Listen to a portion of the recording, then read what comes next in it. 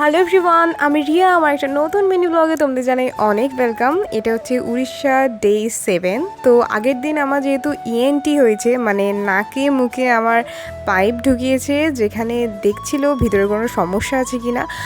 এই যে আমি একটা ছবি দিয়ে দিয়েছি, যেটাতে এখানে একটু হলে ইনফেকশন ধরা পড়েছে, যেটা তোমাদের ছবির মাধ্যমে আমি দেখালাম, কারণ ভিডিওটা তোমরা দেখতে পারবে না। আমার ভিডিওস কপি হয়েছিল, বাট আমি ভিডিওটা দেখালাম না, তোমরা দেখতে পারবে না।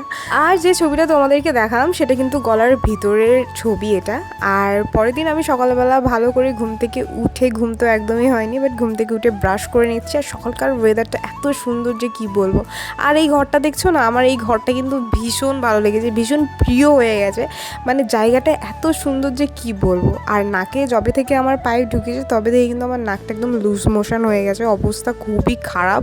আর আমার ভীষণভাবে কষ্ট হয়েছে, এখনও পর্যন্ত আমার কষ্ট হয় এই নাক আর মুখ নিয়ে। যখন ইএনটি করেছিল তখন কিন্তু আমার গলা ভীষণভাবে ফুলে গেছিলো, গলা নাক ভীষণভাবে ফুলে গেছিলো।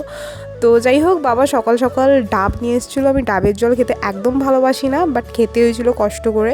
তারপর বাবা নিয়ে এসেছিলো এখানে প্যাটিস। এখানে চিকেনের সেরকম পাওয়া যায় না, যার জন্য ভেজ প্যাটিস নিয়ে এসেছিলো। আর আমি যেহেতু চিকেন খাইও না, তো এখানে পনির প্যাটিস নিয়ে এসেছিলো। আর তারপরে কিন্তু আমি খাওয়া দাওয়া করে একদম ফ্রেশ হয়ে স্নান করে নিয়েছি, কারণ ইএনটি করার পরের দিনকে আমাকে আর হসপিটাল যেতে হয়নি। আমি খুবই ফ্রি ছিলাম, ভেবেই খুব শান্তি লাগছিল, যার জন্য আমি একদম ফ্রিভাবে ছিলাম। তো ভালো করে স্নান করার পর আমি কিন্তু এখানে সিরাম লাগিয়ে নিচ্ছি।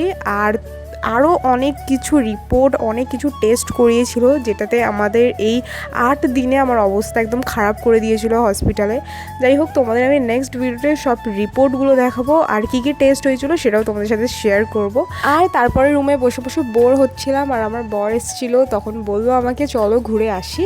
বেশি দূরে না, আমাদের রুমের পাশেই একটা ফরেস্ট মতন ছিল, সেখানে আমাকে নিয়ে গেছিলো। তার ভিতরে একটা সুন্দর বড় দেখে একটা মন্দির আছে, সেখানে আমাকে নিয়ে গেছিলো। সত্যি জায়গাটা কিন্তু ভীষণ দারুণ, এত সুন্দর প্লেস যে কি বলবো।